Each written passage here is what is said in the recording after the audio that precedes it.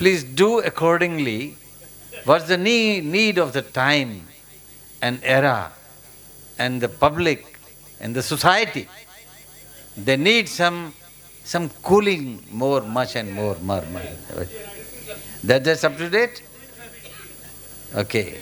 So, make this auditorium like Kashmir. That will be too much? No worries. Okay. So अब मैं बुला रहा हूँ एक ऐसे चिराग को जो ठंडक देगा। भाई चिराग जैन एक अद्भुत कवि हैं, मैंने जैसा बताया था।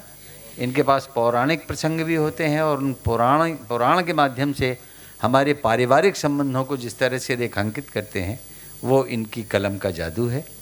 छंद शास्त्र के ज्ञाता, नई तकनीक के ज्ञाता, अच्छे संपादक, अच्छे मित्र और अच्छे कवि।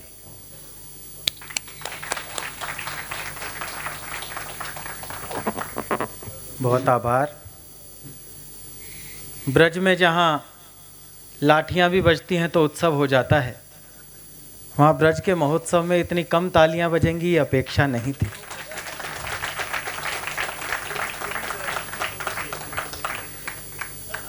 ज़्यादा कूलिंग से भी आदमी ठंडा हो जाता है। मैं शुरू करता हूँ। मोइन शादाब भाई ने जहाँ छोड़ा है, आज मन हो गया कुछ एक आध गज़ल सुना देता हूँ कि सच के मंतर से सियासत का जहर काट दिया। देखिए गज़ल की शुरुआत की और नवाज़ भाई आ गए, ये आमद है। ज़ोरदार तालियां आदरणीय नवाज़ देवबंदी जी के स्वागत में।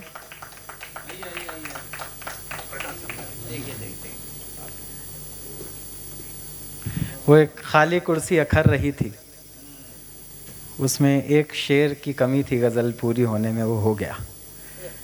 मैं शुरू करता हूँ, आप मेरे साथ जुड़िएगा कि सच के मंतर से सियासत का जहर काट दिया, सच के मंतर से सियासत का जहर काट दिया।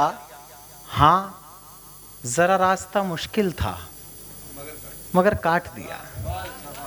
सच के मंतर से सियासत का जहर काट दिया।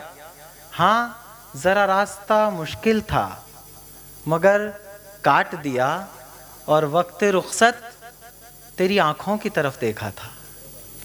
वक्त रुखसत तेरी आँखों की तरफ देखा था। संभाल लीजिएगा, वक्त रुखसत तेरी आँखों की तरफ देखा था, फिर तो बस तेरे तख़य्युल में सफ़र काट दिया। बहुत बहुत शुक्रिया, बहुत। आदरणीय उदय प्रताप जी अगर वहाँ कह देते तो ऐसा लगता है कि पास हो गए हम, कि वक्त रुखसत तेरी आँखों की तरफ देखा था, फिर तो बस तेरे तख़य्युल में सफ़र काट दिया।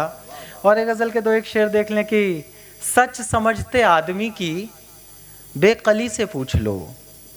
सच समझते आदमी की बेकली से पूछ लो, नेकियां खामोश क्यों कर हैं बदी से पूछ लो।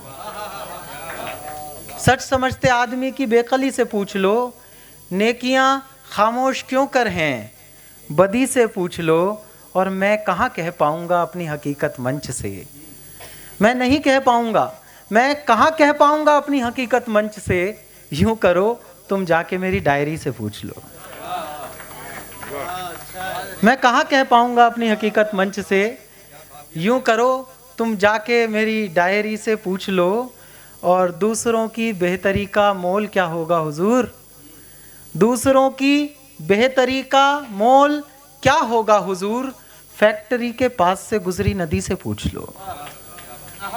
दूसरों की बेहतरी का मोल क्या होगा हुजूर, फैक्ट्री के पास से गुजरी नदी से पूछ लो। और इसमें एक शेर पौराणिक संदर्भ से लाया हूँ कि फैक्ट्री के पास से गुजरी नदी से पूछ लो। और एक गिरते आदमी पर हंस पड़ी तो क्या हुआ, एक गिरते आदमी पर हंस पड़ी तो क्या हुआ, पुत्र के शव पर बिलखती द्रौपदी से पूछ लो। एक गिरते आदमी पर हंस पड़ी तो क्या हुआ, पुत्र के शव पर बिलखती द्रौपदी से पूछ लो। और चार मिसरे हिम्मत के सुन लो कि दिल बच्चा है सपनों के संग पिकनिक करता रहता है। दिल बच्चा है सपनों के संग पिकनिक करता रहता है। बूढ़ा एक दिमाग हमेशा चिक चिक करता रहता है। दिल बच्चा है, सपनों के संग पिकनिक करता रहता है। बूढ़ा एक दिमाग हमेशा हमेशा चिक चिक करता रहता है। और वक्त जिसे तुम सारी दुनिया का सरताज समझते हो, मेरी एक दीवार घड़ी में टिक टिक करता रहता है। वक्त जिसे तुम सारी दुनिया का सरताज समझते हो, मेरी एक दीवार घड़ी में टिक टिक करता रहता है। समय कम है तो मैं एक कविता विशेष सुना देता हूँ। कविता की भूमिका बस इतनी है कि कोविड में मैं और मेरे पिताजी दोनों बीमार पड़ गए। तो मेरी माँ, जिनकी इम्यूनिटी बहुत ख़राब है, वो वैसे ही बीमार रहती हैं, अर्थराइटिस भी है, हार्ट पेशेंट भी है, मार दुनिया भर की बीमारियाँ। वो उस दौरान उन्हें कोविड नहीं हुआ। जब सब बीमार हो रहे थे तो कोविड नहीं हुआ, जब सब स्वस्थ होते हैं तो वो बीमार होती हैं। तो मैंने एक दिन ऐसे ही पूछ लिया, मैंने कहा माँ, आजकल तो फैशन है बीमार होने का, ये मौका तूने क्यों छोड़ दिया? मेरी माँ ने कहा, बेटा जब पूत और पति दोनों बीमार हो तो बीमार होने की फुर्सत किसके पास है? वहाँ से एक कविता सुनाता हूँ। दुनिया में माँ पर जितनी भी कविताएं लिखी जाती हैं उसमें पहले पुत्र को कपूत घोषित किया जाता है। मैंने एक ऐसी कविता माँ पर लिखने की कोशिश की जिसमें पुत्र कपूत नहीं होता और माँ का पूरा महिमा मंडन इसमें, माँ का पूरा चरित्र में इसमें प्रयास करता हूँ बुनने का।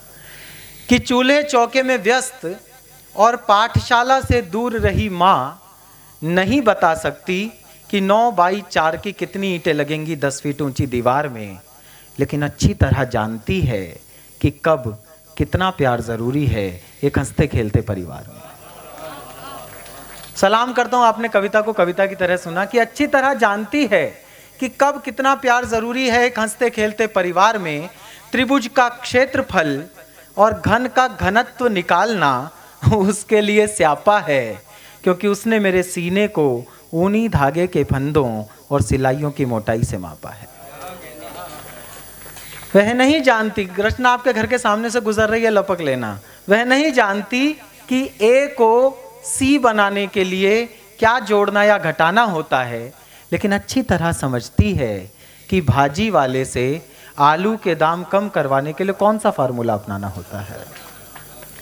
और तर्क पढ़ता हूँ, ज़बान पर जायका है तो मुझ तक सूचना पहुँचाना कि मुद्दतों से खाना बनाती आई माँ ने कभी पदार्थों का तापमान नहीं मापा, तरकारी के लिए सब्जियां नहीं तौली और नाप तौल कर ईंधन नहीं झोंका चूल्हे या सिगड़ी में। उसने तो बस खुशबू सूंघ कर बता दिया कि कितनी कसर बाकी है बाजरे की खिचड़ी में। उसने तो बस खुशबू सूंघ कर बता दिया कि कितनी कसर बाकी है बाजरे की खिचड़ी में। वह नहीं जानती सुर और ताल का संगम, कर्कश, मृदु और पंचम, सरगम के 7 स्वर, स्थाई और अंतरे का अंतर। संगीत साधना के लिए वह कोई शास्त्री भी नहीं बुलाती थी, लेकिन फिर भी उसकी लल्ला लल्ला लोरी सुनकर बहुत मीठी नींद आती थी। वो कभी नहीं समझ पाई कि भारत पर कब किसने आक्रमण किया और कैसे जुल्म ढाए थे।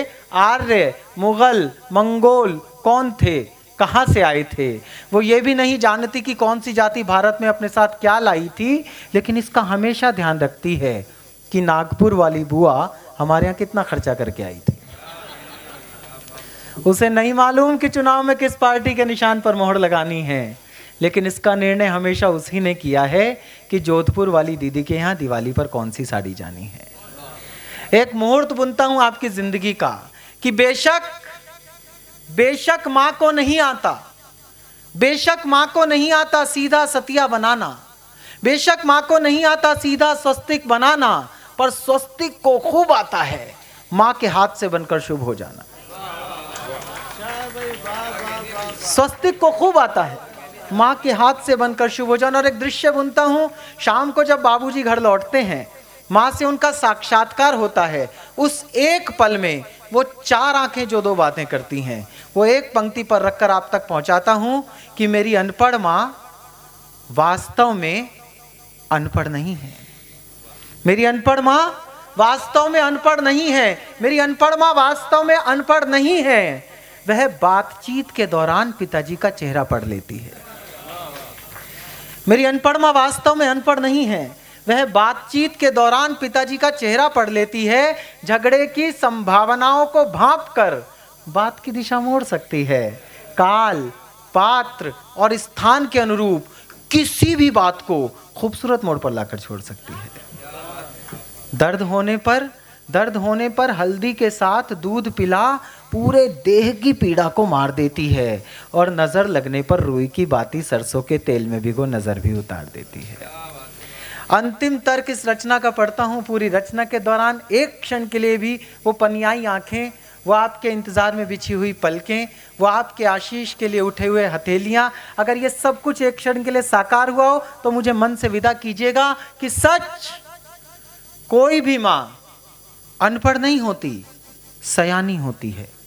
सच, कोई भी मां अनपढ़ नहीं होती, सयानी होती है, क्योंकि बहुत सारी डिग्रियां बटोरने के बावजूद बेटियों को उसी से सीखना पड़ता है कि गृहस्थी कैसे चलानी होती है, गृहस्थी कैसे चलानी।